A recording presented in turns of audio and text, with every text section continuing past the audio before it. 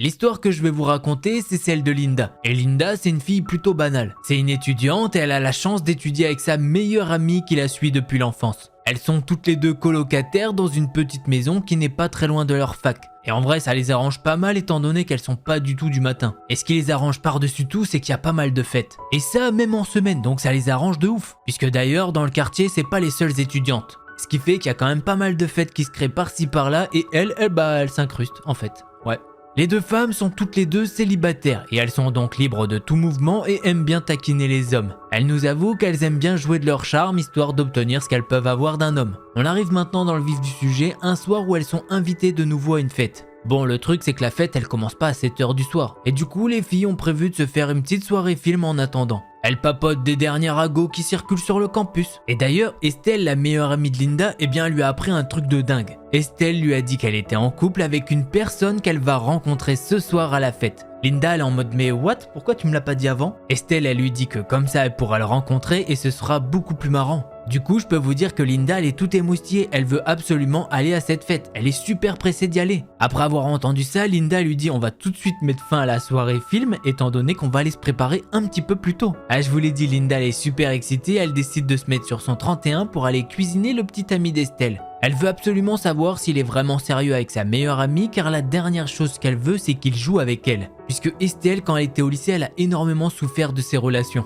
Et à chaque fois qui était là pour elle, c'était Linda. Les deux filles s'habillent, se maquillent et le temps passe. À tel point que en fin de compte, même si elles n'ont pas regardé le film en entier, elles sont juste à l'heure alors qu'elles avaient pris quand même pas mal d'avance. Bref, les filles sont prêtes et elles commencent à partir. L'une des deux filles ferme la porte à clé. Là, nos petites demoiselles commencent à s'aventurer dans la rue qui est très peu éclairée. Puisque faut savoir qu'il y a pas longtemps, il y a eu une panne générale dans tout le quartier. Donc il y a encore quelques zones où c'est totalement sombre. Mais à vrai dire, les filles ça les dérange pas trop, elles se sentent quand même en sécurité. Elles commencent à marcher, la nuit est très belle et l'air est vraiment frais et ça leur fait pas mal de bien. Il y a quasiment personne dans la rue. Vite fait, elles ont croisé quelqu'un qui sortait son chien. Mais à part ça, rien. Les deux filles discutent et s'amusent. Quand d'un coup, à l'intersection d'une petite ruelle, quelqu'un percute Linda. Elle a même pas le temps de comprendre ce qui se passe qu'elle est déjà tombée à la renverse sur ses fesses. Bon, elle a essayé de se rattraper un truc ou quoi, mais réflexe naturel, ses mains ont quand même essayé d'amortir la chute. Et sur ce moment qui est vraiment très rapide, elle avait pas capté qu'elle avait emmené cet inconnu avec elle. Linda elle essaye de s'excuser comme elle peut et elle lui demande s'il va bien. Mais l'homme il reste silencieux et il la dévisage. Linda elle sait pas du tout quoi faire étant donné qu'il la fixe intensément. Elle se sent de plus en plus mal à l'aise car au bout d'un moment il a commencé à lui sourire. Et c'est bien gentil mais au bout d'un moment elle essaye de le dégager étant donné qu'il est toujours sur elle. Mais c'est mission impossible, il est bien trop lourd pour elle. Et heureusement pour Linda, Estelle est avec elle.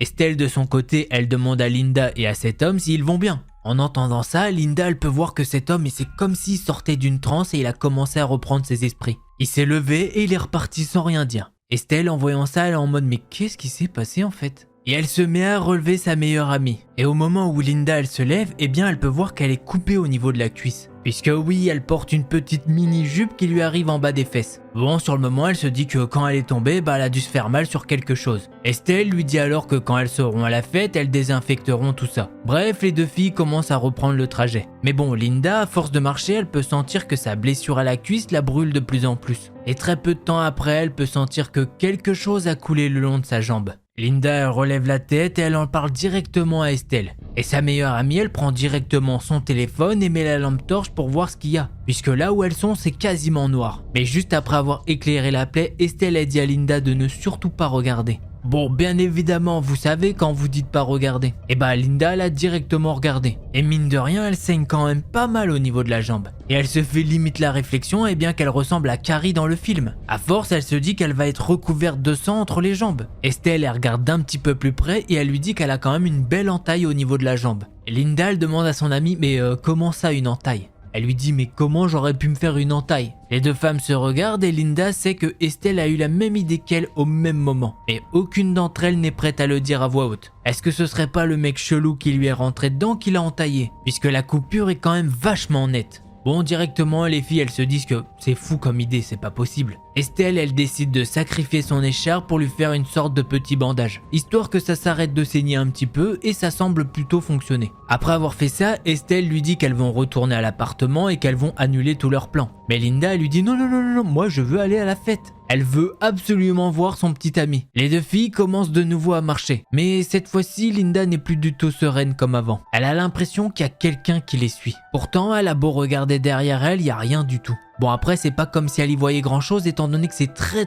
peu éclairé. Mais plus le temps passe et plus elles avancent et plus Linda a l'impression qu'elle est une proie. Comme si quelque chose la guettait, comme si elle était du bétail. Elle a des sueurs froides qui la traversent de la tête aux pieds, un malaise dont elle n'arrive pas à se débarrasser. Le sentiment d'insécurité commence à prendre place petit à petit. Et tout en avançant, elles essayent de regarder d'où peuvent provenir ces regards. Elle a une sensation de picotement qui lui brûle de temps en temps, comme si elle avait des regards pesants sur les épaules. Et cette sensation, autant vous le dire qu'elle est vraiment horrible. Surtout que maintenant, elle se dit qu'elle est blessée et que si jamais elle doit courir, eh bien elle n'ira pas très loin. Les deux filles, elles se disent rien à propos de ça. Mais pourtant, Linda, elle peut voir que son amie, elle est dans le même cas qu'elle. Ça se voit, elle sent ce que elle-même ressent. Mais bon, après tout, dans à peu près 2 minutes, elles seront enfin arrivées à la fête. Bon par contre il y a quand même un truc assez bizarre, elles n'entendent aucun bruit qui provienne des maisons, il y a vraiment rien. Ce qui fait que là elles sentent qu'il y a quand même quelque chose qui va pas du tout. Estelle prend directement son téléphone et appelle son petit ami qui lui normalement est à la fête. Là son petit ami lui dit qu'ils ont changé leur plan étant donné que le mec qui devait organiser la fête est parti à l'hôpital. Ce qui fait qu'ils ont déplacé la fête à l'opposé de là où elles sont, c'est-à-dire à l'autre bout de la ville. Il faut dire ce qui est, Estelle ça commence à la saouler et elle se met à insulter un petit peu dans le vide. Après avoir fait ça, elle s'excuse auprès de son petit ami pour lui dire qu'elles pourront pas venir étant donné que Linda elle est blessée. Le petit ami d'Estelle il semble inquiet pour Linda et il prend des nouvelles d'elle. Et tout le long de ce petit échange entre Linda et son petit copain, eh bien elle est restée là, immobile à regarder les alentours, puisqu'elle se sent oppressée,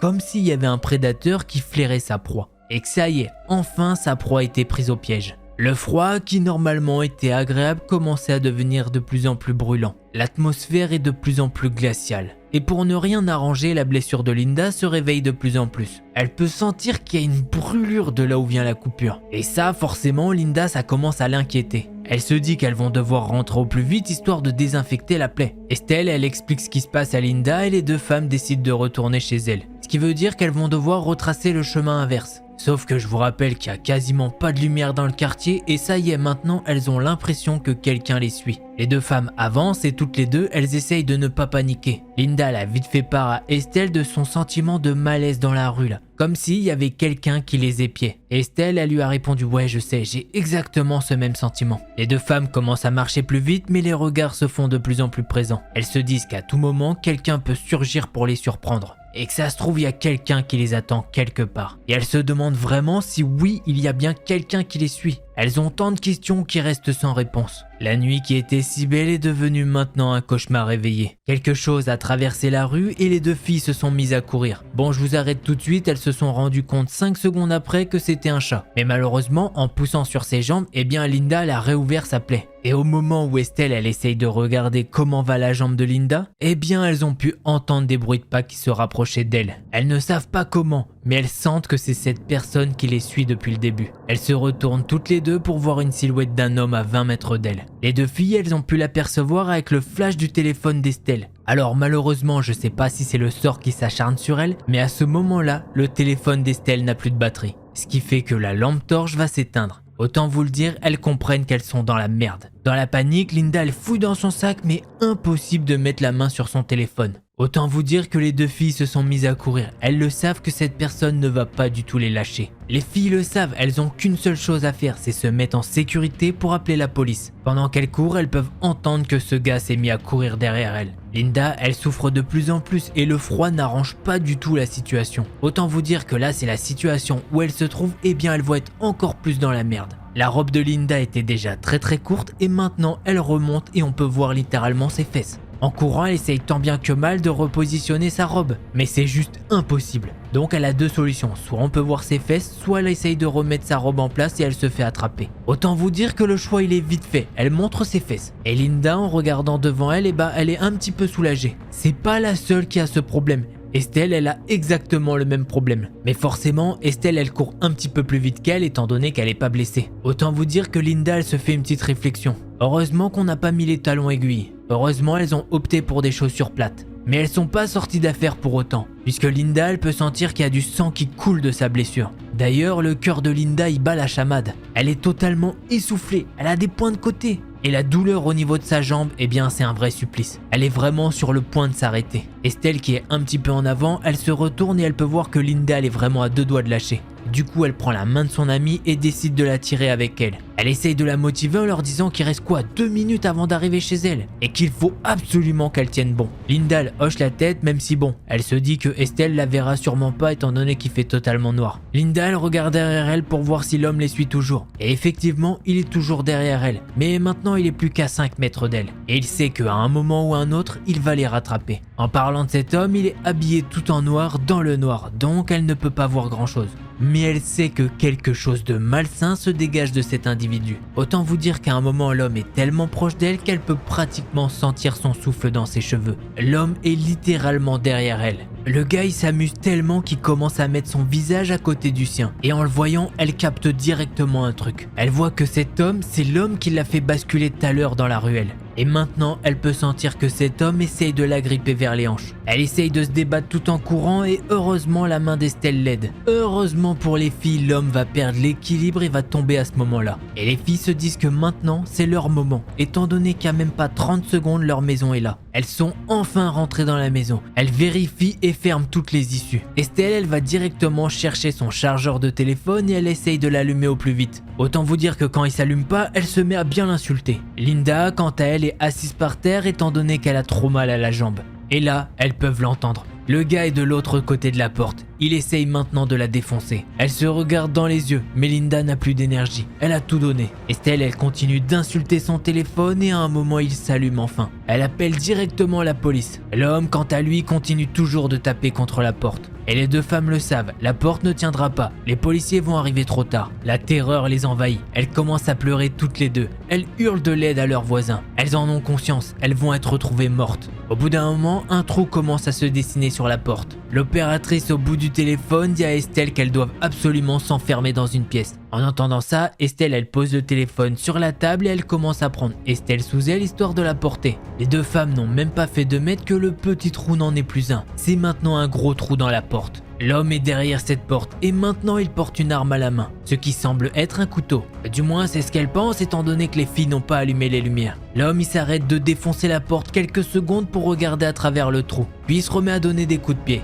Les deux femmes sont totalement terrifiées, elles sont à la merci de cet homme. Estelle décide de laisser Linda où elle se trouve et elle part en direction de la cuisine. Quelques secondes plus tard, elle revient avec un couteau. Linda est toujours au sol et elle souffre énormément. Quelques secondes après, les filles peuvent entendre un énorme boom. L'homme a défoncé la porte d'entrée. Il est maintenant devant elle. Il a les yeux d'un prédateur qui a trouvé sa proie. Il ne lâche pas une seule seconde des yeux Linda. Ses yeux sont noirs comme l'âme de cet homme. Elle peut ressentir de la haine et du plaisir sur son visage. Linda, elle peut nous dire qu'elle a l'impression que tout l'air de la pièce commence à manquer. Tellement elle est stressée, elle arrive même plus à respirer normalement. Son amie Estelle par contre prend son courage à 2 mains et essaye de la défendre comme elle le peut. Elle veut absolument gagner du temps histoire que la police arrive. En premier lieu, elle essaye directement de l'attaquer. Le truc c'est que le gars va l'esquiver et directement lui dire « Toi dégage de là, tu sers à rien, je t'aime pas. Et quand j'aime pas, soit je tue, soit laisse-moi réfléchir. » Bah je tue. Il se met alors à lever son couteau vers Estelle. Et là Linda va puiser dans les derniers retranchements d'énergie qu'elle a pour essayer de faire un croche-pied à cet homme. Et oui, il est bien tombé certes, mais malheureusement dans sa chute il a planté la jambe d'Estelle.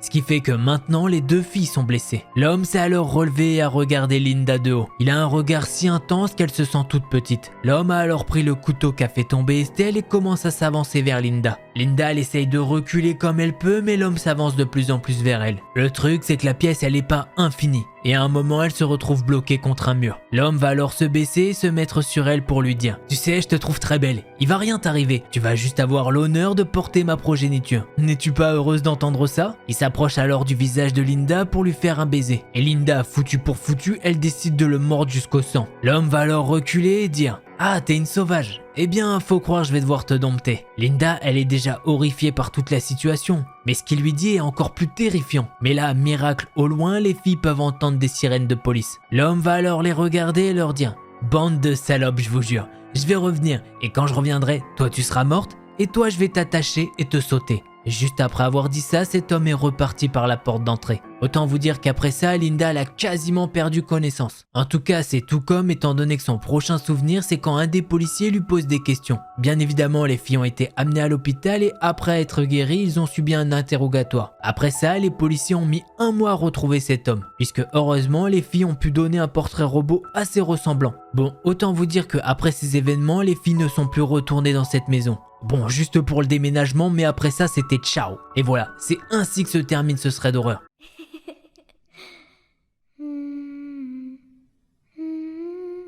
L'histoire que je vais vous raconter, c'est celle de Flora. Enfin, pas tout à fait, mais bon, vous comprendrez en regardant jusqu'à la fin. Parlons un petit peu de Flora. Et bah, cette jeune fille, elle a pas beaucoup d'amis. Elle peut littéralement les compter sur les doigts d'une main. De toute façon, elle nous dit qu'elle en a pas plus besoin que ça pour être heureuse. De toute façon, elle préfère avoir des amis qui sont sûrs et pas des faux culs. Ah oui d'ailleurs, j'ai pas précisé son âge, mais elle a 19 ans. Elle est encore étudiante et elle a la chance d'avoir quelques amis à elle qui sont dans la même université qu'elle. D'ailleurs, elle a un petit appartement où elle vit seule grâce au mi-temps qu'elle a trouvé. Bref, un soir, elle est au téléphone en facecam avec un de ses amis. Son ami, c'est Paul et ensemble, ils discutent de tout et de rien. Enfin, ils discutent surtout des personnes qui sont un petit peu bizarres à l'université. Ceux qui traînent un petit peu tout seuls, ceux qui parlent tout seuls, ceux qui traînent dans des endroits bizarres, ou encore ceux qui sont un petit peu trop mystérieux. En gros, ils passent un excellent moment ensemble, puisqu'il faut savoir que les deux amis ne sont plus du tout dans la même fac. Même si celle de Paul, elle est pas très loin de la sienne. Elle est quand même à 2 bonnes heures de route. Donc ils ont quand même pas mal de choses à se dire. Et puis Flora, elle prend aussi des nouvelles d'autres amis qui sont dans la même université que lui. Puis d'un coup, Flora, elle peut voir quelque chose bouger à la fenêtre de Paul. Du coup, elle lui en parle directement. Paul, il rigole et il lui dit d'arrêter d'essayer de lui faire peur. Il sait très bien qu'il n'y a rien du tout à la fenêtre. Mais Flora, elle peut voir quelque chose. Ce qu'elle voit, c'est pas forcément une forme distincte. Mais il y a bien quelque chose et elle est complètement terrifiée. Bon, elle sait pas vraiment pourquoi, mais elle se rapproche de son ordinateur portable pour voir ce qu'il y a à la fenêtre de Paul. Puis à force, elle a l'impression de distinguer des mains noires. À ce moment-là, Flora, elle est totalement en panique. Mais même pas forcément pour elle, surtout pour son ami. Et elle lui assure qu'effectivement, il y a bien quelque chose à la fenêtre. Bon, son ami Paul, en la voyant insister ainsi, il décide quand même de se retourner pour voir. Le truc, c'est qu'au moment où Paul se retourne, eh bien la silhouette a disparu. Forcément, Paul, il commence à rire et il lui dit « Bah bien joué, tu m'as eu, y a personne à la fenêtre ». Flora lui assure que si, il y avait bien quelqu'un qui avait posé ses mains sur la fenêtre. Paul, il est totalement dans le déni et il la croit pas du tout. Il lui sort alors comme excuse que ça doit être un de ses potes à lui qui joue le con. Bon, Flora, elle veut bien croire à sa théorie et elle est un petit peu plus rassurée. Elle guette quand même de temps en temps la fenêtre, mais non, il n'y a plus rien. Quelques minutes passent et Paul dit à Flora qu'il entend des choses bizarres dans sa maison. Flora lui demande ce qu'il entend. Et Paul, il lui dit qu'il entend des choses vraiment bizarres, comme des sortes de grincements. Flora lui dit alors de regarder si toutes les portes et toutes les fenêtres sont bien fermées. Il lui dit alors qu'il est pas sûr et que justement, il va aller vérifier. Il se lève et il part. Bon, Flora, elle fait ses petits trucs à côté en attendant que Paul revienne, quand quelque chose attire son œil sur le visio. À la fenêtre se dessine une forme de visage en capuche noire. Là, Flora, elle panique complètement et elle se met à crier à Paul qu'il y a quelqu'un à la fenêtre et qu'il faut vraiment qu'il appelle la police. Et elle en démord pas, elle crie à de nombreuses reprises dans l'espoir qu'ils l'entendent. Mais rien n'y fait, Paul y revient pas. Le truc, c'est que l'homme vers la fenêtre, il se met à éclater de rire. Il retire sa capuche et en fait, c'est Paul. Il fait donc le tour de la maison et 2 minutes après, il est revenu. Il lui sort alors « Tu vois, quand tu fais des blagues, faut les faire à fond ». Flora, elle lui dit que c'est pas du tout rigolo et que tout à l'heure, oui, elle a bien vu quelque chose à la fenêtre. Et que franchement, d'avoir fait cette blague, bah c'est vraiment un crétin. Bon, elle a peut-être dit d'autres termes étant donné qu'elle est très fâchée contre Paul. Du coup, il lui demande pardon en lui disant qu'il aurait pas dû jouer avec sa peur et tout. Flora, bon, elle lui pardonne, mais elle lui dit de ne jamais refaire ça. Et Paul, il dit « Ok, je promets ». Les deux amis continuent alors de parler, et au bout d'un moment, Paul lui dit qu'il entend encore des bruits. Bon, forcément, Flora, elle le croit pas du tout et elle lui sort. « Ouais, comme tout à l'heure, puis tu vas sortir pour me faire peur, allez, ça marche plus ce truc-là. » Là, le truc, c'est que Paul, il a l'air vachement inquiet, et il lui dit non de la tête. Il lui explique qu'il entend vraiment des choses étranges et qu'il a l'impression que quelqu'un l'observe. Et effectivement, Flora, elle peut voir la peur sur le visage de son ami. Alors elle lui demande ce qu'il entend, étant donné que elle entend rien du tout. Il se met alors à lui décrire les bruits qu'il entend. Il y a des petits craquements, des petites éraflures, des bruits de vêtements. Mais le pire dans tout ça, c'est qu'il a l'impression que quelque chose va arriver. Bon, forcément avec la blague qu'il a fait tout à l'heure, Flora elle est quand même plutôt sceptique. Et que non, cette fois-ci, elle va pas croire à sa blague étant donné que c'est vraiment pas drôle. Mais Paul va l'arrêter net en lui disant d'une voix très sérieuse et dure « Flora, je te jure que c'est pas une blague. J'ai vraiment l'impression que l'ambiance dans la maison où je suis a changé d'un coup. » Puis d'un coup, les lumières de chez Paul se sont éteintes. Heureusement pour Flora, Paul il a un PC portable. Et du coup, la visio ne se coupe pas. Et justement, grâce à ce petit détail, Flora elle a pu voir que quand ça a coupé, eh bien Paul il a sursauté comme jamais. Elle a littéralement vu qu'il avait de plus en plus peur. Paul va directement crier. « Y'a quelqu'un ?» Après ça, il se met à chuchoter à Flora. « Flora, je crois qu'il y a quelqu'un là où je suis. Je peux entendre des bruits de pas dans la maison. Je sais pas vraiment si je suis en danger, mais préviens la police vite. » Puis d'un coup, avant qu'elle ait pu faire quoi que ce soit, elle entend des phrases au loin. Elle arrive pas vraiment à entendre ce que c'est. Elle peut juste distinguer quelques mots-clés. « Enculé, ça va saigner, mort. » Bon, que des choses qui n'ont ni queue ni tête mais qui sont vraiment pas rassurantes. Et à ce moment-là, Paul il commence à s'éloigner du PC. À tel point qu'il est même plus dans le champ de vision de Flora. Et là, elle peut entendre qu'il y a des bruits vraiment pas communs qui commencent à se faire entendre. Flora, elle décide donc de prendre son téléphone portable et d'appeler la police pour leur dire qu'il y a quelque chose chez Paul qui va mal. En écoutant un petit peu son histoire, l'opérateur au téléphone au début pense directement que c'est une blague. Mais après quelques phrases, elle arrive quand même à le convaincre que non, c'est pas du tout une blague. Elle aimerait, mais non, c'est bien quelque chose qui est en train d'arriver. L'opérateur lui dit alors qu'il va envoyer une voiture sur place et il raccroche. Flora, elle regarde de nouveau le visio et non, il n'y a pas de Paul à l'horizon. Mais quelques secondes après, elle peut apercevoir une masse noire. Une masse noire qui commence à se diriger petit à petit vers l'ordinateur. Et cette personne commence à dévoiler ses traits de plus en plus. Enfin, surtout ses yeux, car cet homme est habillé de la tête aux pieds en noir. Il s'approche tout doucement de l'écran et il regarde directement la caméra en face. Et là, il va dire à Flora d'une voix grave: « Tu es la prochaine sur la liste. Maintenant, tu vas pouvoir admirer ce qui va arriver à ton pote. Puisque oui, bientôt ce sera toi. » Alors là, elle est totalement bloquée et elle est choquée par cette personne. Puisque oui, elle semble la reconnaître. Et quelques secondes après, Flora elle peut voir Paul par terre en train de supplier. Mais rien n'y fait, l'homme a l'air déterminé. L'intrus prend le PC portable dans ses mains et elle le pose sur un truc où Flora elle a une meilleure vue d'ensemble. Et justement, ce qu'elle voit, c'est vraiment pas beau. Il y a Paul au sol qui est complètement amoché. L'homme, quant à lui, rit de plus belle et dit: « J'ai pas de pitié pour des enflures dans votre genre. » Paul est recroquevillé dans un coin. Enfin, c'est ce que pense Flora étant donné qu'elle distingue que des mouvements assez flous. Après ça, l'homme dit alors: « Ah, toutes mes excuses Flora, tu ne peux pas voir dans quel état est ton ami. Attends, je vais t'aider un petit peu. » L'homme s'avance vers Paul, l'agrippe fermement et le ramène vers le PC. Paul essaye de se débattre mais il a l'air vraiment mal en point. Et surtout que cet homme a l'air vraiment plus fort. Et il ramène le visage de Paul vers la caméra. Flora, elle peut voir que Paul est complètement défiguré. Il y a du sang de partout et il y a même des coins qui commencent à gonfler. C'est vraiment une catastrophe, il a même l'air d'avoir perdu une dent. Flora de son côté, elle est totalement paniquée, elle ne sait pas quoi faire de plus. Quelques secondes après, l'homme y jette clairement Paul au sol.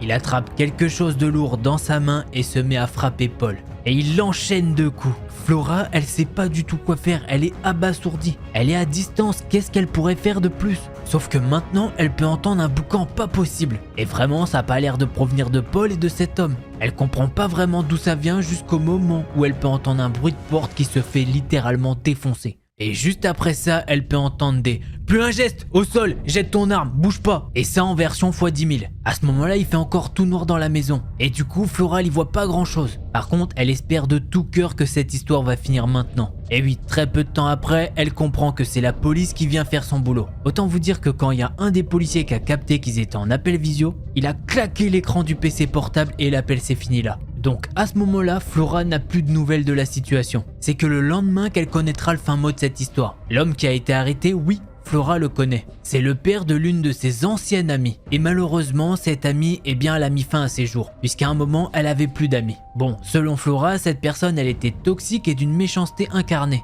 Bon, Flora, elle sait qu'il faut pas parler mal des morts. Mais il faut savoir que cette personne, elle tyrannisait des personnes au lycée. Et en gros, elle faisait des choses vraiment pas sympas. Donc à un moment, Flora et ses potes à elle, eh bien, ils ont arrêté d'être amis avec cette personne. Et après un moment, cette fille a mis fin à ses jours. Et le père de cette fille a apparemment pensé que c'était Flora et ses amis qui avaient poussé sa fille à en finir avec la vie. Et quant à Paul, eh bien il a fini très grièvement blessé à l'hôpital. Il a pu retrouver une vie à peu près normale après 2-3 ans de thérapie, d'opération et de rééducation. Autant vous dire que maintenant, l'hôpital il le connaît très bien. Même si Flora, elle le sait qu'il s'est pas forcément totalement remis de cette histoire. Et ouais, je pense qu'on peut tous comprendre qu'effectivement, une histoire comme ça peut laisser des traces.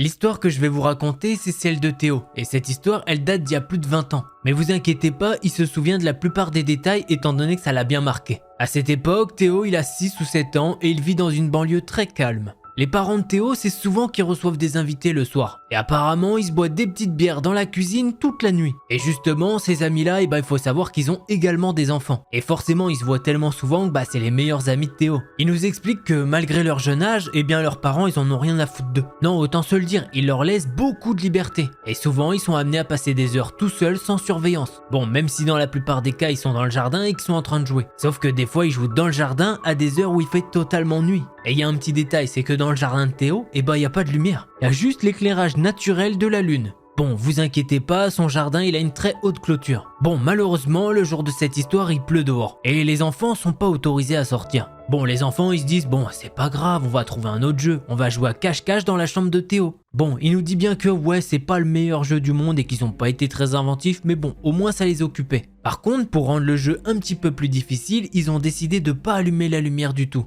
La seule lumière qui est autorisée, c'est celle qui est dans le couloir. Théo, il est super content. Pour la première partie, il doit se cacher, donc il est directement allé se cacher. Il rentre dans la pièce et la première chose qu'il fait, c'est qu'il va sur le lit, il prend les 12 oreillers et il se cache avec. Bon, le petit Théo, il est caché tranquillement et il sait qu'il y a sa meilleure amie qui doit également se cacher. Mais bon, pour l'instant, il sait pas du tout où elle est. Puis quelques minutes après, Théo, il entend la porte s'ouvrir. Et bon, caché entre les oreillers, il peut entrevoir la lumière du couloir. Puis après ça, les secondes passent, mais il entend rien. Il y a aucun bruit de quelqu'un qui sera en train de chercher, il y a aucun bruissement quoi. Théo il sort alors un œil de sa cachette pour voir s'il y a quelqu'un. Mais non, il se rend compte qu'il est totalement seul dans la pièce. Et justement, ça lui semble vraiment étrange. Il se torture un petit peu l'esprit pour comprendre pourquoi. Quand d'un coup, il jette un coup d'œil à la fenêtre. Et là, il voit une ombre qui se rapproche lentement de sa fenêtre. Sous l'ombre de la tête se tient un objet d'une forme assez triangulaire et très distinctive. Et Théo, il a beau être très jeune, il comprend directement la forme que c'est. C'est celle d'un couteau. L'homme, il s'approche de plus en plus de la fenêtre et il commence à lever son couteau contre la fenêtre. Littéralement comme s'il voulait la frapper avec son couteau. Théo il panique complètement, il sort hors du lit et court directement dans la cuisine où se trouvent ses parents, ainsi que les parents de ses deux autres amis qui eux aussi sont effrayés. Bon, quand Théo il arrive, il voit que tous les parents sont en train de rigoler et ça l'a un petit peu détendu. Une fois que les parents ont fini de rigoler, ils disent aux deux enfants « Ah, c'était clairement marrant comme blague les enfants ».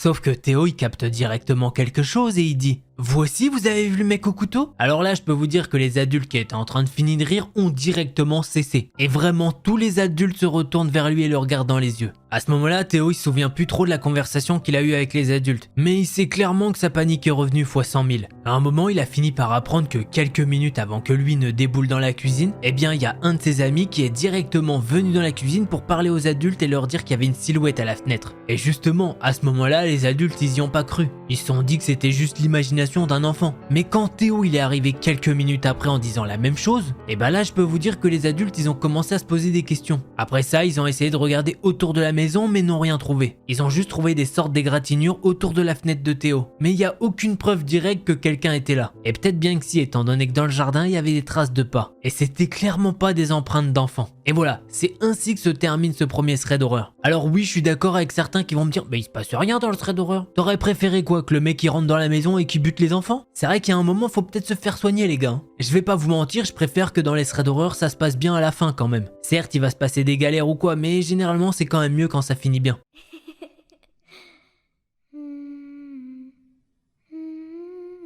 Je vous préviens de suite, cette histoire elle est un petit peu particulière. Rien que le début, c'est pas une ouverture classique de thread. La mère de Léo a demandé à son petit-fils s'il voulait un petit peu plus de flocons d'avoine. Et le fils de Léo, qui a 4 ans, qui d'ailleurs est assis à la table pour son petit déjeuner, a dit oui. Donc naturellement, la mère de Léo, elle a rempli le bol de flocons d'avoine. Mais le petit-fils, il a commencé à gémir et à crier « Mais j'ai dit oui !» La mère de Léo, elle s'est mise à le regarder et à regarder sa femme. Elle est toute confuse. Et forcément, du coup, la mère de Léo a demandé à son petit-fils « Désolé Danny, est-ce que oui, ça signifie quelque chose de différent chez toi ?» Et justement, le père qui s'appelle Léo a répondu pour son fils. « Je suis désolé maman, mais Danny mélange ses mots. Bientôt, nous allons l'emmener chez un orthophoniste une fois de retour aux États-Unis. Pour te dire, la semaine dernière, il a fait une crise de colère à la garderie car il a dit non pour un cookie. Au début, j'étais clairement énervé qu'il ait pas eu de cookie. Mais ils ont commencé à comprendre qu'il avait un problème pour différencier le oui et le non. Il les inversait tout le temps. Bon, la femme de Léo à ce moment-là, elle leur dit vous êtes bien gentils mais moi j'ai d'autres choses à faire. Elle leur dit qu'elle doit aller préparer Danny étant donné qu'ils vont partir visiter la ville de Londres. Le temps passe et tout ce petit monde est en route pour la grande roue. Il y a la grand-mère, Léo le père, la femme qui apparemment n'a pas de prénom, et le fils qui s'appelle donc Danny. La mère de Léo demande à son petit-fils dans la voiture s'il est excité d'aller sur la grande roue. Et là, Danny s'exclame avec enthousiasme « Non !» Juste après ça, il lève les mains en l'air et tout le monde se met à rire dans la voiture. Le voyage qu'ils font est pratiquement parfait. C'est la première fois que la femme de Léo et son fils américain visitent la ville natale de Léo, c'est-à-dire Londres. Et jusqu'à présent, y a tout le monde qui s'amuse. La seule chose qui gâche un petit peu les vacances, c'est la confusion que fait son fils entre le oui et le non. À savoir qu'au début, Léo et sa femme, ils trouvent que c'est plutôt mignon. Mais le problème, c'est que Léo, il a peur que ça soit trop tard. Et la femme de Léo, qu'on va maintenant appeler Laura, pense également la même chose. Dans la voiture, elle lui dit alors: Léo, en rentrant, il faut absolument s'occuper du problème de Danny pour qu'il sache distinguer le oui du non. Léo, il sait très bien que à force, ça va lui poser de gros problèmes. Ils sont maintenant arrivés sur place et en sortant de la voiture, Léo, il peut voir que Danny, il a ramené son petit doudou qui s'appelle Doggy. Laura, sa femme, lui dit qu'il a insisté pour l'emporter et qu'elle a pas pu lui refuser. Léo, il lui dit: mais t'es sûr, parce que s'il le perd, il va nous faire une crise comme jamais. Elle lui dit alors: ouais, t'inquiète. Il commence alors la petite visite de la ville et Léo il prend Danny sur ses épaules. Le temps défile et toute la famille passe une très belle journée. Ils ont pu monter dans un bus pour visiter Londres et ils se sont arrêtés pour manger une glace sur le retour. Autant vous dire qu'à ce moment-là, c'est la meilleure partie pour Danny. Ce n'est que lorsqu'ils ont commencé à remonter une certaine rue que les choses ont commencé à mal tourner. À un moment, Danny il a vu quelque chose et il a commencé à le pointer du doigt. Et juste après ça, il a dit: maman, papa, je veux y aller. Il se met littéralement à sauter dans tous les sens. Et Léo il dit alors à son fils: vas-y, très bien Danny, tu peux y aller. Juste après qu'il ait dit ça, sa femme elle le regarde, elle lui dit: de toute façon, il va pas aller très loin. Ce qu'il a vu là-bas, ça a pas l'air si génial que ça. Et pourquoi les adultes ne l'accompagnent pas? Eh bien apparemment ils sont exterminés par la journée de marche. Et puis de toute façon, Léo et sa mère ils connaissent la région comme leur poche. Donc personne n'a protesté quand Danny a pris un petit peu plus d'avance sur eux. Quand enfin ils arrivent où Danny voulait aller. Une fois sur place, ils voient qu'il y a juste une charrette qui vend des ballons. Mais Danny, l'enfant, il est nulle part. Léo il se met alors à crier: Danny, Danny! Bon après bien évidemment toute la famille a fait de même. Mais malheureusement en vain. Après 2 bonnes heures de recherche, ils se sont résignés et ils ont appelé la police. Et après 2 jours de recherche, eh bien Danny il a été officiellement porté disparu. Après ça, Léo il a passé sa vie à rechercher son fils. Il a vendu sa maison qui était aux États-Unis et il est retourné en Angleterre avec sa mère. Comme ça, il pouvait passer ses journées à essayer de le chercher. Et Léo il a clairement cherché dans chaque recoin de Londres pour le trouver. Léo a littéralement envoyé chaque semaine un nouveau rapport aux policiers pour signaler sa disparition. Mais bon, au bout d'un moment, les policiers ils ont clairement laissé tomber cette affaire. Ça faisait bien trop longtemps qu'il n'y avait plus aucune preuve pour cette enquête. Et cette enquête, à force, c'est devenu un cold case. Léo, il était devenu comme un enquêteur. Il passait chaque jour à le rechercher. Il se demandait vraiment ce qui avait pu lui arriver. À tel point que Léo, il a fini par se négliger lui-même. Il mangeait plus du tout. Il dormait pas assez, son hygiène corporelle était pas non plus fofolle. Autant vous dire qu'il était vraiment au fond du gouffre. Il veut absolument trouver des réponses. Laura, sa femme, eh bien, elle a fini par le quitter 3 ans après la disparition de Danny. Laura, elle a fini par lui dire que faudrait qu'il passe quand même à autre chose. Et la mère de Léo, quant à elle, elle est décédée 6 ans après la disparition de Danny. Ce qui fait que maintenant, il est officiellement tout seul. On fait un petit bond temporel dans le temps et ça fait maintenant 9 ans que le fils de Léo a disparu. Ce qui fait que cette année-là, eh bien Danny il aurait eu 13 ans. Mais un bon jour, quelque chose s'est produit qui a secoué le monde de Léo. Il est en train de regarder les informations au petit déjeuner quand une alerte info est apparue. Un réseau souterrain utilisait des enfants comme esclaves pour faire du travail ici même à Londres. Léo, en voyant ça, il a directement reconnu l'endroit. Et là, dans la tête de Léo, il n'y a qu'une seule information qui tourne. C'est que c'est peut-être sa chance pour retrouver son fils qui est disparu depuis longtemps. Léo, il a sauté dans sa voiture et il a directement conduit à cet endroit. Forcément, sur place, il y a énormément de policiers. Bon, tout le secteur est quadrillé de rubans, mais ce qui l'intéresse, Léo, c'est le bâtiment abandonné qui est là-bas. À l'extérieur de ce bâtiment abandonné, il y a des dizaines d'enfants sales tremblant de peur. Et là, Léo, il y a un espoir qui remonte en lui. Léo, il prend la banderole de police, il la casse en deux et il se met à courir en direction des enfants. Bon, les policiers, ils sont stupéfaits et ils se mettent à le poursuivre. Léo cherche frénétiquement son fils et il commence à crier son prénom. Et au bout d'un moment, il y a quelque chose qui est tombé au pied de Léo. Ça ressemble au chiffon le plus dégueulasse du monde. Mais quand Léo il ramasse la chose et qu'il dépoussière un petit peu, eh ben il a pu reconnaître le doudou qui s'appelait Doggy. Et Léo, il lève les yeux vers le garçon qui a fait tomber ça. Et justement, ce garçon il mesure quoi? 1m60 et il a des cheveux qui recouvrent ses yeux. Mais Léo il est pas fou, il peut directement reconnaître que c'est son enfant. Léo il a commencé à pleurer, il a dit: "Oh mon garçon, mon garçon." Il a même commencé à lui faire un câlin et à l'embrasser tout en sanglotant. Bon, très peu de temps après, il y a un des policiers qui l'a pris et qui l'a foutu en arrière. Léo il se met à insulter les policiers en leur disant que là, il vient de retrouver son fils qui était porté disparu. Il y a l'un des policiers qui se met au même niveau de Danny et qui lui demande: "Garçon, tu sais qui est cet homme?" Danny, il regarde Léo, puis il regarde de nouveau le policier. Il y a un des policiers qui attend pas du tout la réponse de Danny et qui commence à menotter Léo. Danny fait de nouveau un petit jeu de regard et il se met à dire: "Non, Alors là, autant vous dire que les policiers ils ont pas cherché à comprendre, ils ont pris Léo et l'ont foutu à l'arrière d'une fourgonnette. Et Léo il se met à crier, il leur dit « Espèce de monstre, c'est mon fils, vous allez m'enlever de nouveau mon fils ?» Là, il y a un des policiers qui lui dit « Mais c'est pas votre fils, monsieur !» Maintenant, Léo il est à l'arrière de la fourgonnette qui commence à partir. Et au loin, il peut voir Danny et il aurait juré lire sur ses lèvres « Au revoir papa !» Et voilà, c'est ainsi que ça se termine. Bon, je préfère être honnête avec vous, je suis pas sûr à 100% qu'elle soit vraie. Une dizaine d'enfants qui a été enlevés pour les faire travailler à Londres, ouais, je sais pas si c'est vrai. Je vous avoue que j'ai pas fait de recherche Google pour savoir ou quoi.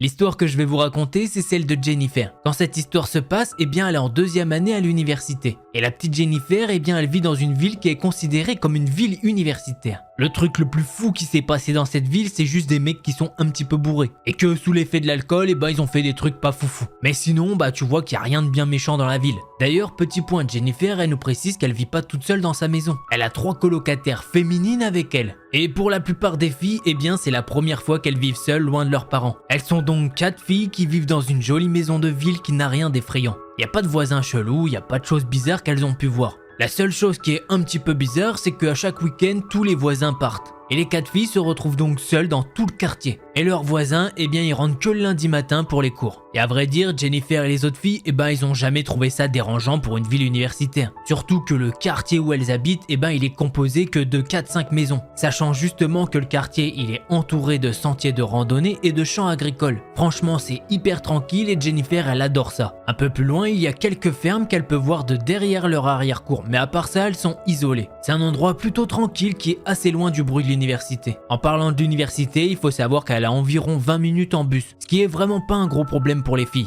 Et Jennifer, c'est une fille qui est plutôt grande, elle fait 1m67 et malheureusement elle a déjà été confrontée à des situations plutôt effrayantes. C'est d'ailleurs pour cette raison que c'est la seule fille de la maison à verrouiller toutes les portes et les fenêtres. Elle oublie même pas le garage avant de partir quelque part ou se coucher. Pour ce qui est des autres colocataires de Jennifer, eh bien elles ont toutes grandi dans des villes qui sont vraiment très sûres. Et autant vous dire que c'est vraiment très rare qu'elles verrouillent les portes de la maison. Les filles, elles sont également incroyablement gentilles avec tout le monde. Et elles ont une confiance aveugle avec n'importe qui. Elles pensent toutes que tout le monde est vraiment gentil, que c'est le monde des bisounours. Voilà, je vous ai donné un bon gros contexte, maintenant passons au vif du sujet. La soirée en question commence très normalement. Elles ont prévu comme à leur habitude une petite soirée avec du vin et la télé. Et ça, c'est une tradition hebdomadaire pour elles. Elles choisissent un film random, prennent des plats emportés et décompressent après une bonne semaine de cours et de travail. À ce moment-là, c'est le mois de novembre qui commence. Ce qui veut dire que ça fait un petit moment qu'elles ont ce rituel. Et il n'y a jamais eu de problème. À 20h30, elles s'installent toutes dans le canapé et ont commencé à regarder leur comédie. Et vous le savez très bien que maintenant, à 20h30 en novembre, eh ben il fait complètement noir. Jennifer, elle peut juste nous dire que la seule source de lumière, eh bien elle vient au-dessus de la porte via le porche. Les filles sont installées dans le canapé et utilisent une certaine application pour commander leur plat. Et quelques temps après avoir commandé leur plat emporté, elles entendent frapper à leur porte d'entrée.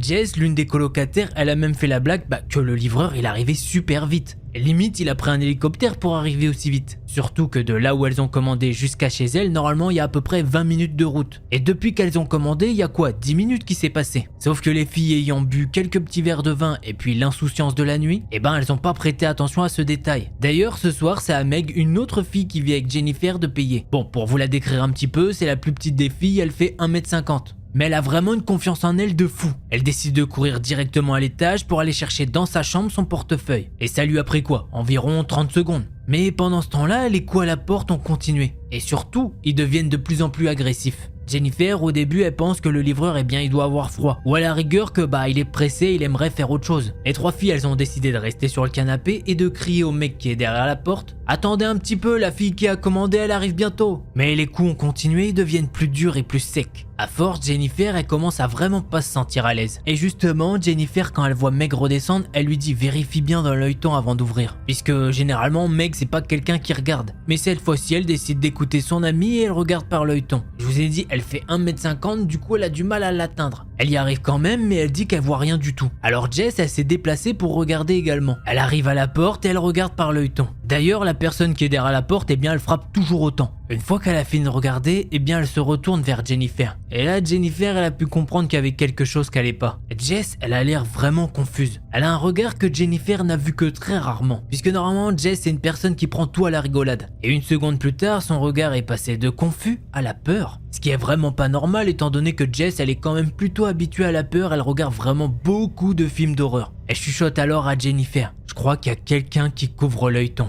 Les filles, elles regardent directement la petite fenêtre qui est au-dessus de la porte. Et clairement, elles peuvent voir qu'il y a bien la lumière du porche. Donc oui, elles comprennent qu'il fait pas trop sombre dehors. Il y a bien quelqu'un qui cache l'œilleton. Jennifer, elle décide de se lever et de rejoindre les autres filles. Sauf qu'au même moment, Anne, une autre colocataire, a décidé de traverser le couloir et d'essayer de découvrir ce qui se passait. Sauf que bon, des 4 filles, c'est celle qui est le plus bourrée. Et même sobre, il faut savoir que normalement, elle se pense invincible. Du coup, elle crie aux 3 autres filles. « Mais c'est quoi votre problème? Ouvrez la porte! Le mec, il doit avoir les mains pleines !» Les filles, elles tentent donc de lui expliquer que non, c'est pas possible. Meg, Jess et Jennifer, elles ont toutes le même sentiment. Elles sentent qu'il y a quelque chose qui va pas. Et justement, Jess, elle a une petite idée. Elle demande à Meg d'aller consulter le site web sur lequel elles ont commandé leur nourriture. Et là, les filles, elles peuvent s'apercevoir d'un truc. En fait, elles n'ont pas passé commande. Entre le fait qu'elles soient un petit peu bourrées et qu'elles fassent des conneries, elles ont mis la bouffe dans le panier, mais elles n'ont jamais payé. Les filles, elles ont même pas le temps de parler vraiment de cette situation que les coups continuent de plus belle. Anne, je vous le dis, elle est vraiment complètement pétée. Et elle a l'air de rien comprendre à la situation. Du coup, elle se dirige vers la porte et elle essaye de la déverrouiller. Et heureusement, Jennifer, elle la stoppe direct et elle l'empêche de faire une connerie. Et après ça, pour la première fois, la personne de l'autre côté va commencer à parler. « C'est la police, ouvrez maintenant. Nous avons quelques questions à vous poser. » Là, Jennifer, elle se dit que c'est totalement bizarre. Elle se met à regarder Meg qui, elle, semble se réveiller. Et Jess, de son côté, elle est devenue toute pâle. Et là, pour vous dire alléluia, Anne, elle commence à réaliser qu'il y a quelque chose qui va pas. En même temps, les coups sur la porte deviennent de plus en plus violents. À tel point que les filles, elles peuvent voir que physiquement, la porte, elle est en train d'encaisser des coups d'une violence inouïe. À ce moment-là, Meg, elle a dû prendre Anne à part et la ramener à l'étage puisqu'elle fait une crise de panique. Et en même temps, Meg, une fois à l'étage, elle pourra vérifier s'il y a bien effectivement une voiture de police en bas. Elle va aussi en profiter pour faire le tour des fenêtres pour voir si elles sont bien verrouillées. Puisque même si c'est difficile, la personne qui est en train de taper pourrait décider de grimper sur une partie du toit. Et ensuite pourrait accéder à la chambre de Anne étant donné qu'elle ne ferme jamais ses fenêtres. Et en plus de ça, sa fenêtre, elle a pas de moustiquaire. Là, à un moment, Jennifer, elle décide de rentrer dans le jeu de cet inconnu et lui dit « Bah, vous me montrez votre badge et puis moi, en retour, je vous ouvre la porte. » Là, normalement, le gars derrière la porte aurait dû donner une réponse. Mais c'est pas le cas, il a décidé de répondre avec des gros coups de pied dans la porte. Là, Jennifer, elle a directement demandé à Jess d'appeler la police. Tout ça pour leur demander si, effectivement, ils ont bien envoyé un agent à leur adresse. Jess, elle tremble tellement qu'elle a du mal à composer le numéro de la police. Au même moment, il y a Meg qui redescend les escaliers et qui leur dit qu'il n'y a pas du tout de voiture de police garée à l'extérieur. D'ailleurs, Anne, elle est redescendue, elle est sur les escaliers et elle essaye de regarder, vous savez, par la petite fenêtre qui est au-dessus de la porte. Sauf que là, Jennifer, elle se rappelle d'un petit détail qui lui glace le sang. Le policier, il a dit quelque chose comme « Ouvrez-nous, on a des questions à vous poser ». Et non, « Ouvrez-moi, c'est la police, j'ai des questions à vous poser ». Et apparemment, Jennifer, c'est pas la seule à se faire cette réflexion à ce moment-là. À ce moment-là, les filles, elles comprennent très bien que ce gars n'est pas seul. En réalisant ça, Jess, elle se met à courir vers la porte dérobée de derrière. C'est une porte en verre coulissante et Jess, elle vérifie que c'est bien verrouillé. Et oui, heureusement, elle l'est. Pendant qu'elle y est, Jess, elle ferme également les rideaux, histoire que le mec, il puisse rien voir là-dedans. Et devinez quoi, même pas une minute après, il y a des coups qui se sont fait entendre sur cette porte. Et là, Jennifer, elle pense qu'une seule chose. Heureusement que Jess, elle a fermé les rideaux, sinon rien que le fait de voir l'homme qui tape derrière la porte, ça la foutrait dans un état pas possible. Jennifer, elle tente alors de dire des petites phrases bateau du style « Ok, arrêtez de couvrir l'œilleton et montrez-moi votre badge. Au moins, est-ce que vous pouvez me dire le numéro de votre badge ?» Mais là, il n'y a aucune réponse si ce n'est que les coups sur la porte sont encore plus violents. Jennifer dit alors « Mais putain, prouvez-nous que vous êtes la police !» Autant vous dire qu'à ce moment-là, Jennifer, elle est dans un état de stress tellement pas possible que sa voix est à 2 doigts de casser. Par contre, elle va avoir une réponse de l'homme derrière la porte. « Je ne peux pas faire ça. » Jess, normalement, elle est au téléphone avec la police, mais elle sanglote tellement qu'elle passe son téléphone à Meg. Sauf que maintenant, les coups viennent des 2 côtés de la maison. Et apparemment, ça doit bien s'entendre étant donné que l'opérateur au bout du téléphone va dire « Il y a quelqu'un qui essaye de s'introduire chez vous, c'est ça ?» Heureusement qu'il arrive à comprendre ça tout seul étant donné que Meg, elle parle frénétiquement à la police. Elle leur demande si oui, ils ont bien envoyé quelqu'un chez elle. Sauf que Jennifer, la réponse, elle la connaît. C'est non. Meg, pendant ce temps-là, elle essaye d'expliquer à l'opérateur qu'il y a au moins 2 hommes qui essayent de leur faire déverrouiller la porte. Et qu'en plus de ça, ils se font passer pour des policiers. L'opérateur au bout du téléphone leur dit « Essayez de rester calme, restez au téléphone avec moi, la police est en route vers votre adresse. » Meg, elle leur demande « Vous serez là dans combien de temps ?» L'opérateur leur dit alors « Bon, normalement pas plus de 10 minutes ». En entendant cette réponse, Meg elle se met à pleurer de toutes ses forces. Un petit peu comme les autres filles étant donné qu'elle réalise que 10 minutes c'est vraiment très long. Au même moment, il y a des énormes coups qui se font entendre sur la porte. À tel point que Jennifer a pensé que la porte était littéralement pétée. Jess elle court vers la porte arrière. Et sur le moment, Jennifer elle pense que c'est l'une des vitres qui s'est cassée et que maintenant il y a un accès via leur cuisine. Jennifer elle réfléchit un petit peu, elle prend une chaise et elle décide de la mettre devant la poignée de la porte. Et elle s'est assise là en espérant que la porte principale tiendrait jusqu'à l'arrivée des policiers. À ce moment-là, il y a Jess qui revient de la porte dérobée et elle tient à la main un couteau ainsi qu'un extincteur. Au moins elles auront de quoi se défendre si les gars arrivent à rentrer. Anne est maintenant assise sur les marches des escaliers et tremble de peur à chaque coup sur la porte. Les filles à ce moment-là, elles savent qu'elles ont rien du tout pour dissuader ces mecs de rentrer. Jennifer, elle sait que la porte dérobée de la cuisine c'est la plus fragile et elle s'attend à chaque coup qu'elle pète. Sauf que l'homme de la porte principale va alors leur dire « Ouvrez cette putain de porte !»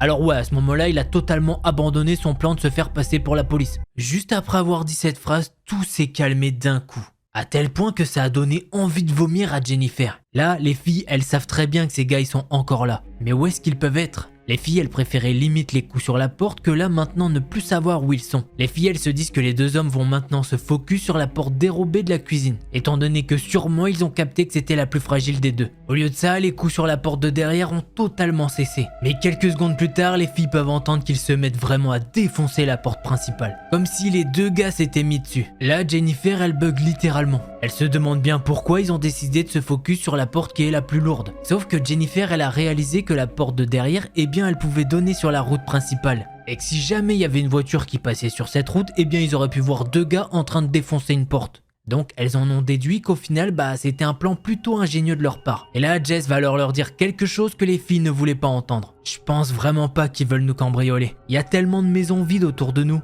Pourquoi ils viendraient dans la seule maison qui est allumée? Forcément, en entendant ça, toutes les filles ont été terrorisées. Même Jennifer, qui essayait de garder son sang-froid, a commencé à se décomposer. Elle lui dit alors « Putain, mais t'as raison ».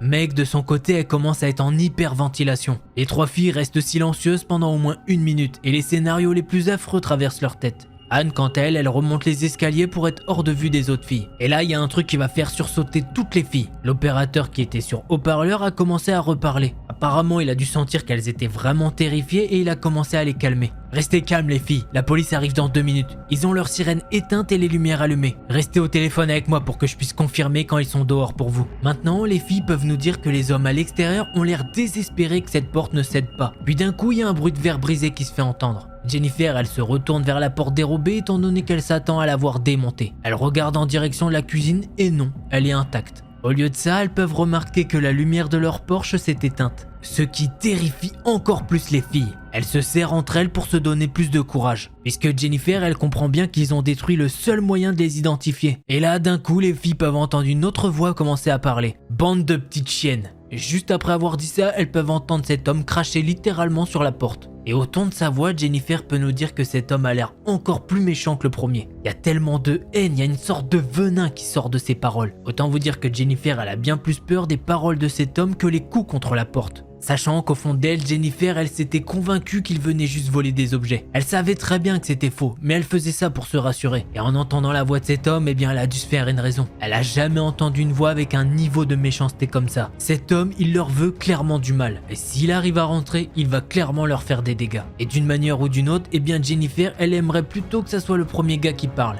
plutôt que le putain de gros malade qui vient de parler. Meg, elle regarde Jennifer et elle peut voir à quel point elle est terrifiée. Elle qui a vraiment toujours essayé de cacher sa peur. Elle est maintenant plus terrifiée que jamais et la panique commence à se propager dans le groupe. Jennifer, elle s'imagine que si jamais ils arrivent à rentrer, elles ne pourront pas se défendre. Elles seront littéralement à la merci de ces monstres. Jess, quant à elle, a pratiquement cessé de respirer. Puis à un moment, les coups sur la porte se sont arrêtés. Et quelques secondes plus tard, elles peuvent entendre un gros coup dans la boîte aux lettres qui s'ouvre. Anne redescend les escaliers et elle chuchote. Je vois les sirènes, elles descendent la route principale maintenant. Les autres filles, elles espèrent que ces hommes n'ont pas entendu cette information. Là, le silence va être interrompu par l'homme à la voix haineuse. Il va commencer à lire une lettre adressée aux filles d'un ton affreusement calme. Une lettre que leur voisin a dû leur laisser avant de partir. Jess, Meg, Anne et Jennifer. Ce sont là de très jolis prénoms. Je reviendrai bientôt les filles.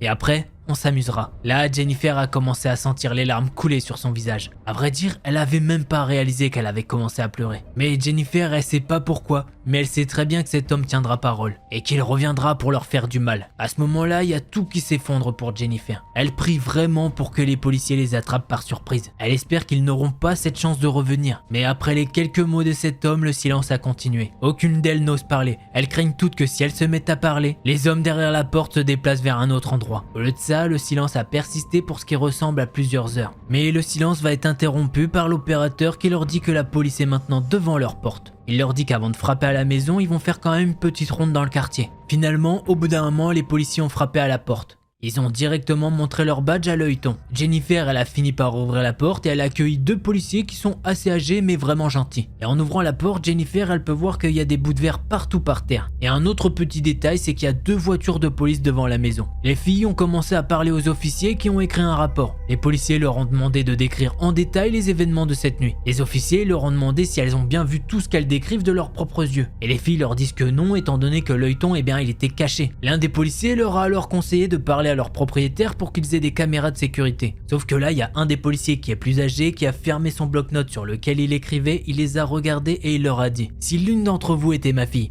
j'aurais voulu que l'officier lui dise ce que je vais vous dire. Si vous pouvez résilier votre bail, faites-le. Les hommes qui sont venus ce soir savent où vous habitez. Et surtout, maintenant, ils peuvent savoir en combien de temps la police intervient ici. Surtout qu'ils vous ont dit qu'ils allaient revenir. Après ça, il leur a demandé si ces mecs étaient venus en voiture. Mais les filles leur ont dit qu'elles n'ont pas entendu de bruit de moteur. Et de plus, Meg et Anne qui sont montées à l'étage, leur ont dit qu'en regardant par la fenêtre, elles n'ont pas vu de voiture. Ce qui fait qu'ils sont probablement venus du sentier de randonnée. Et c'est pourquoi ils ont même pas croisé les policiers. Là, les deux officiers commencent à se regarder pendant un petit moment. Et Jennifer, elle peut sentir qu'ils hésitent clairement à leur dire quelque chose. Il y en a même un des deux, il a carrément un air vraiment triste. Ce qui fait que Jennifer, elle commence à être effrayée. Les policiers leur ont alors juste dit qu'il y a quelques années, une situation similaire avait eu lieu. Et que clairement, ça s'était mal fini. Bon, les filles, elles sont ultra curieuses et elles ont demandé des explications. Mais elles n'ont pas réussi à avoir beaucoup plus de détails. Les officiers se sont levés du canapé et leur ont dit qu'ils vont placer des patrouilles et une voiture devant la maison. Par contre, ils leur ont bien fait comprendre que si ces gars veulent revenir à un moment, ils reviendront. Les filles sont vraiment terrifiées et la réalité les a rattrapées. Après ça, les semaines ont passé et les policiers n'ont jamais attrapé ces deux hommes. Ce qui fait qu'ils peuvent revenir à tout moment chez elles. Après cette nuit-là, les quatre filles, elles ont directement parlé de tout ça à leur propriétaire. Et là, le gars a été vraiment merveilleux. Le propriétaire, il possédait plusieurs appartements dans la ville. Et il leur a proposé de les faire déménager dans un appartement qui était plus proche du campus. Le propriétaire, il a dit qu'il préférait les savoir en sécurité plutôt que de gagner quelques petits dollars en plus. À savoir même que après ça, le propriétaire, il a laissé la maison vide pendant de nombreux mois. Il a fait installer des caméras de sécurité, il a fait renforcer les portes et les serrures. Et de ce qu'en savent les filles, les gars ne sont jamais revenus. Et maintenant, elles profitent de leur appartement sans souci. Et voilà, c'est ainsi que se termine cette histoire. Alors, je te propose une chose, hésite pas à me dire ce que t'en as pensé dans les commentaires.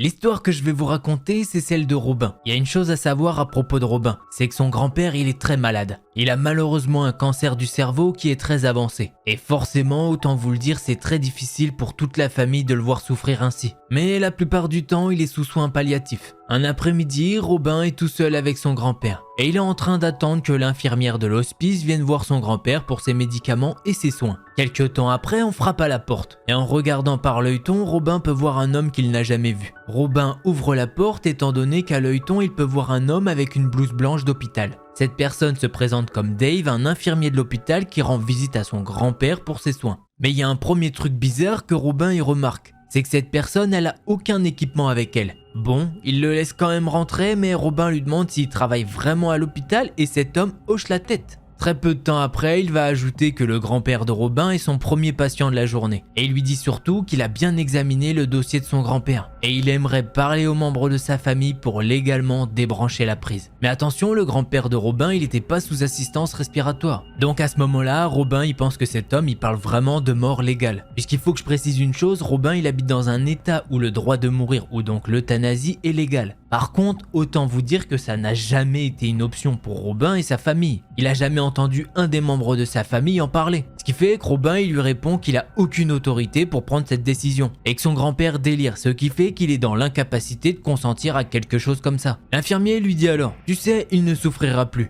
Il n'aura plus de douleur extrême comme il en a. Puis après ça, Dave a sorti une bouteille de pilules de sa poche et il a dit qu'il s'agissait de pilules de barbiturique. et que du coup ces pilules déclencheraient une mort paisible. Il a également ajouté que ces pilules déclareraient la mort de son grand-père comme une mort naturelle de son cancer. Robin, en entendant ça, il a commencé à paniquer et lui a dit très fermement qu'en aucun cas il va euthanasier son grand-père. Le truc, c'est que cet homme a commencé à tordre la bouteille et à marcher vers le lit de son grand-père et à déverrouiller le bouchon sur le flacon. Dans la panique, Robin il essaye d'arracher les pilules dans les mains de Dave. Et Dave, en voyant ça, il a l'air plutôt surpris. En voyant ça, Dave joue les innocents et il dit qu'il veut juste montrer les pilules à son grand-père. Sauf que si Dave il a bien lu le dossier comme il le dit, eh bien il devrait savoir que son grand-père n'a presque aucune idée de ce qui se passe en ce moment. Là, la situation elle est vraiment trop chelou pour Robin. Il cherche pas à comprendre, il prend son téléphone et il appelle le 911. Et il essaye tant bien que mal d'expliquer la situation. Et bizarrement, pendant qu'il était en train d'expliquer ça à la police, Dave il s'est fait la malle. Et les policiers, quant à eux, sont arrivés 5 minutes après. Et en même temps que les policiers, qui est arrivé? L'infirmière en soins palliatifs habituelle de son grand-père. La police a fait sa petite enquête avec la description physique que Robin a donnée. Et avec ça, le personnel de l'hôpital a pu identifier Dave comme un infirmier récemment licencié. Et au tribunal, Dave a été accusé d'avoir proféré une menace criminelle sur la base du témoignage de Robin. Mais malheureusement, il a été acquitté.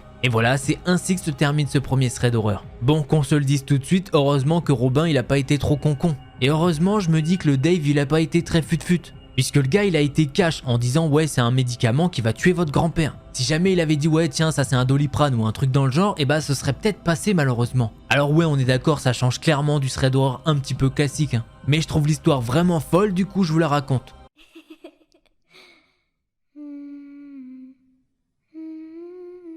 L'histoire que je vais vous raconter, c'est celle de Bastien. Alors tout d'abord, c'est un homme de 28 ans. Et Bastien, il est clairement en kiff sur une fille avec qui il travaille. Elle a 30 ans et ça leur arrive souvent de sortir ensemble. Mais un jour très particulier, cette fille l'a invité chez elle pour prendre un petit verre. Ils viennent tout juste de finir leur boulot, c'est-à-dire finir une collecte de fonds à laquelle ils ont participé. Et forcément, là, le Bastien, elle lui dit ça, bah oui, il est chaud. Quelques temps passent et ils se retrouvent dans le salon de cette fille. Ils sont tous les deux assis dans le salon et ils discutent autour d'une bière. C'est une belle conversation, y a rien de bizarre ou quoi. Ils ont parlé principalement des gens qui détestaient au travail et ce qui s'était passé la nuit précédente. Quelques temps après, elle lui a proposé s'il voulait monter avec elle. Bastien, autant vous dire qu'il est d'accord. Elle lui a alors dit d'aller s'asseoir sur le lit pendant qu'elle allait se préparer dans la salle de bain. Bon, en soi, sur le moment, il trouve pas que c'est bizarre. Elle va peut-être se repouponner ou un truc comme ça. Du coup, il se dirige vers le lit. Mais une fois qu'il s'est assis sur le lit, tout est devenu clair pour lui. La seule lumière allumée dans la pièce est celle de la lampe de chevet. Et alors là, autant vous dire que Bastien, il scanne la pièce.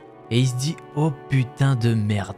Vraiment, il n'y a pas une seule décoration de sa chambre qui n'est pas en rapport avec le thème du clown. Et attention, on parle pas du petit clown qui vient te faire un spectacle quand t'as 8-9 ans. Il nous parle bien de clowns vraiment effrayants de type Pennywise. Sur chaque côté du lit se trouve un portrait de clown terrifiant. Et autant vous dire que les clowns dans les affiches, ils portent un costume et ils ont un sourire menaçant. Sur un autre tableau, il y a carrément un clown qui joue au golf. Et en face du lit se trouvent 2 statues de clowns qui regardent Bastien directement. Il y a même une affiche de clown féminin avec un mouvement ondulant. En gros, il a l'impression que même s'il bouge, cette affiche le suit des yeux. Et là, il y a encore plus creepy. Bon là, je pense qu'on est tous d'accord pour se dire mais comment? Et bah il y a clairement plein de dessins de clowns faits à la main. Il y en a, ils sont juste scotchés au mur et il y en a qui ont des cadres. Mais le plus horrible de tous, c'est celui qui est en face du lit. Ce dessin-là, il est encadré et le clown dessus a vraiment un air démoniaque. Et pareil, il semble le regarder tout le temps, c'est hyper oppressant. Comme si ce clown dans le dessin voulait sa mort. Autant vous dire qu'il y a une atmosphère dans la pièce qui est terrible. Mais ce n'est pas tout, étant donné que Bastien c'est sa plus grosse phobie depuis qu'il est enfant. Et là il se dit qu'il sait pas du tout comment il va pouvoir dormir dans une pièce comme ça. Ou même si jamais ça va plus loin avec cette personne, vivre dans cette maison.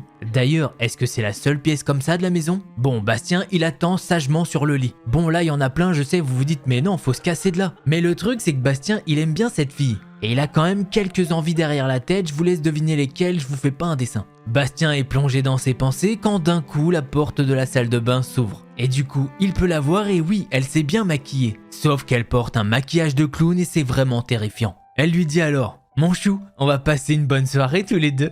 T'as découvert la chambre du plaisir? Puis là, elle se met à rire comme une déjantée. Elle se baisse un petit peu, elle se relève et là, Bastien, il peut voir qu'elle commence à mettre un costume de clown. Autant vous dire que Bastien, il bug littéralement. Il en croit pas ses yeux tellement toute cette scène est improbable. Il se dit que ça peut pas être vrai en fait ce qu'il est en train de vivre. Cette femme s'avance alors vers lui et commence à flirter avec lui. Bon, Bastien, il a beau avoir envie de faire des choses avec elle, mais là, c'est juste trop. Et c'est même plus que ça, elle le dégoûte. Il va alors se mettre à la pousser. Et vous vous en doutez bien, cette femme elle apprécie pas du tout. Elle va alors vers la commode et appuie sur une enceinte Bluetooth. Alors comme ça t'aimes pas les clowns? Ah c'est pas bien. Je vais t'éduquer, moi tu vas m'aimer. Regarde les outils que j'ai. Elle va alors se mettre à ouvrir un tiroir avec des poignées de clowns. Me demandez pas comment elle a eu ça, j'en sais rien. Et là, Bastien il peut voir ce qu'il y a dans ce tiroir. Il se met littéralement à déglutir tellement il y a des outils de torture qui se présentent devant lui. Là ça en est trop pour Bastien et il décide de prendre son courage à deux mains et de la pousser violemment et de courir. En courant, il peut entendre que cette femme s'est relevée très rapidement. Et en plus de ça, elle fait traîner quelque chose avec elle. Il commence à descendre les escaliers quand d'un coup, il y a une batte de baseball qui traverse les escaliers et qui le manque de très peu. Il peut clairement entendre qu'elle arrive et elle lui crie qu'il est à elle. Elle se met alors à dévaler les escaliers. Bastien se trouve déjà dans une autre partie de la maison, il est quasiment sorti. Il commence à essayer d'ouvrir la porte mais bien évidemment elle est fermée. Cette femme est maintenant là, debout, à quelques mètres de lui. Elle commence à hurler et au passage elle a récupéré sa batte de baseball. Elle le regarde droit dans les yeux et elle se met à pousser un hurlement. Autant vous dire qu'à ce moment-là, Bastien il sait pas quoi faire. Il faut comprendre que la femme sur qui il était en kiff est maintenant habillée en clown et qu'il a une phobie de ça. Donc sa peur est vraiment décuplée et il a l'impression que tout ça c'est juste un cauchemar éveillé. Et là, elle se met carrément à le charger. Alors ouais, vous avez bien compris, elle est en train de foncer directement vers lui avec sa batte de baseball. Il arrive à l'esquiver et elle hurle de frustration. Bastien voit qu'elle est devenue complètement folle, il peut même pas essayer de la raisonner. Du coup, il décide de passer par l'une des fenêtres. Bon, à la base, ça c'est son plan, puisqu'il va quand même falloir se débarrasser d'elle. Bon, il va devoir prendre sur lui, il a pas du tout envie de faire ça, mais il va devoir le faire. Bastien, il a bien compris l'énergumène qu'il a devant lui, et il sait que dans très peu de temps, elle va revenir à la charge. Et une fraction de seconde après qu'il ait pensé à ça, eh bien c'est ce qu'elle fait. De nouveau, il arrive à l'esquiver et il se décide alors de lui mettre une énorme droite. Et apparemment c'était assez fort, elle tombe au sol. Il va alors ouvrir une fenêtre et passer à l'extérieur. Après ça, il est rentré chez lui en courant. Et après ça, il n'a jamais parlé de cette histoire à quiconque. Et même pas à la police étant donné qu'il avait honte. Et après ce jour-là, il ne l'a jamais revu au travail. Il a appris plus tard que dans son quartier, personne la surnommait la folle au clown. Alors moi je vous le dis tout de suite, il y a un truc qui me rend fou dans cette histoire. C'est l'ascenseur émotionnel qu'il y a. Dites-vous bien que Bastien il se dit « Ah ça y est, j'ai géré de fou là. Ça fait un petit moment que j'ai envie d'être avec cette fille et ça y est, ce soir on va enfin passer à l'acte. » Et je peux clairement te dire que non, ce soir tu vas pas conclure avec elle. Sérieusement, quel retournement de situation. Bon, je vous avoue que moi les clowns ça m'effraie pas plus que ça. Mais là c'est peut-être un petit peu trop cette passion pour les clowns hein. Bon les petits potes, si vous avez aimé cette vidéo, je vous invite à mettre un petit pouce bleu et à vous abonner. Bon, si jamais tu veux plus de threads d'horreur, je t'invite à aller voir un de ces deux là. En attendant la prochaine vidéo, prenez soin de vous, tchuss les petits potes.